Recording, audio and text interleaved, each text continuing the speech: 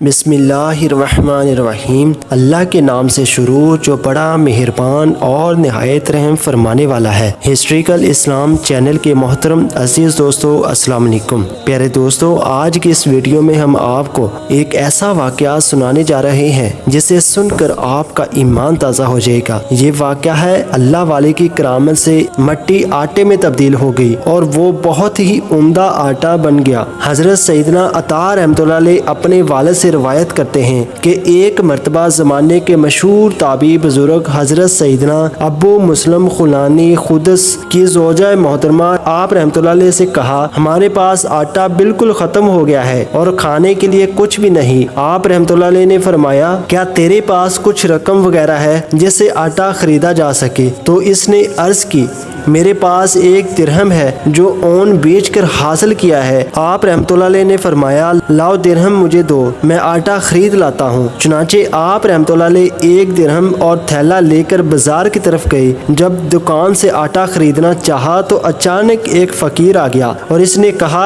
اے ابو مسلم خولانی، یہ درہم مجھ پر صدقہ کر دو۔ آپ رحمۃ اللہ علیہ وہاں سے پلٹے اور دوسری دکان پر پہنچے۔ جیسے ہی آپ نے آٹا خریدنا چاہا، دوبارہ وہی فقیر آ گیا اور کہنے لگا، اے ابو مسلم خولانی، میں بہت مجبور ہوں، یہ درہم مجھ پر صدقہ کر دو۔ اسی طرح وہ فقیر آپ رحمۃ اللہ علیہ کے پیچھے لگا رہا۔ بالآخر آپ رحمۃ اللہ علیہ نے وہ درہم فقیر کو دے دیا۔ اب سوچنے لگے کہ گھر والوں کو کیا جواب دوں گا، وہ تو خالی تھیلا دیکھ کر پریشان ہو جائیں گے۔ چنانچہ آپ رحمۃ اللہ علیہ ایک بڑھئی کی دکان پر گئے اور وہاں سے تھیلے میں لکڑی کا برادہ اور مٹی بھری اور گھر کی طرف چل دیے۔ گھر پہنچ کر دروازہ کھٹکھٹایا۔ جیسے ہی دروازہ کھلا، آپ رحمۃ اللہ علیہ نے وہ تھیلا گھر والوں کے حوالے کیا اور آپ رحمۃ اللہ علیہ گھر میں داخل ہوئے بغیر ہی واپس پلٹ گئی۔ آپ رحمۃ اللہ علیہ پریشان تھے کہ جب تھیلا کھولا جائے گا تو اس میں سے مٹی اور برادہ نکلے گا اور گھر والے آٹا نہ ملنے کی وجہ سے بہت پریشان ہوں گے۔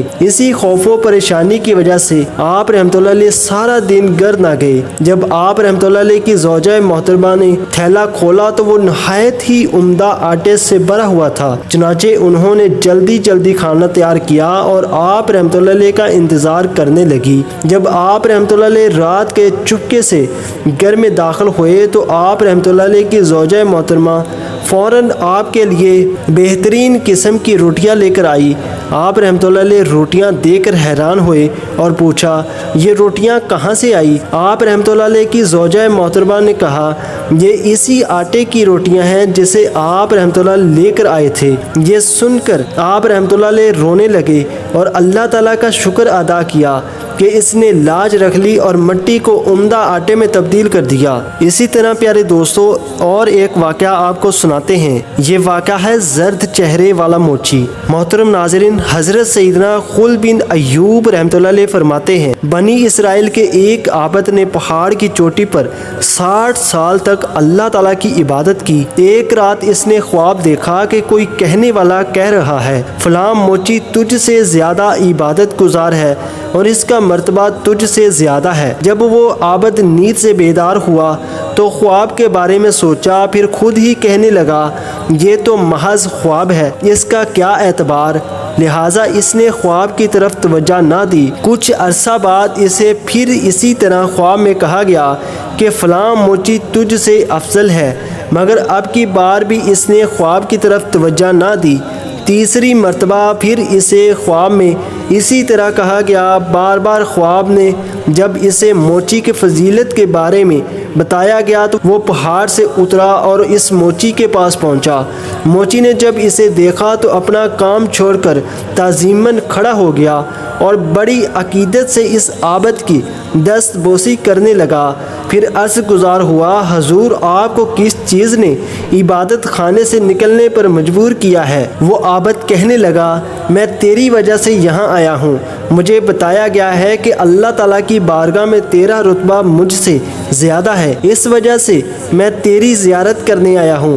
مجھے بتا کہ وہ کون سا عمل ہے جس کی وجہ سے تجھے اللہ تعالیٰ کی بارگاہ میں اعلیٰ مقام حاصل ہے۔ وہ موچی خاموش رہا، گویا وہ اپنے عمل کے بارے میں بتانے سے ہچکچاہٹ محسوس کر رہا تھا۔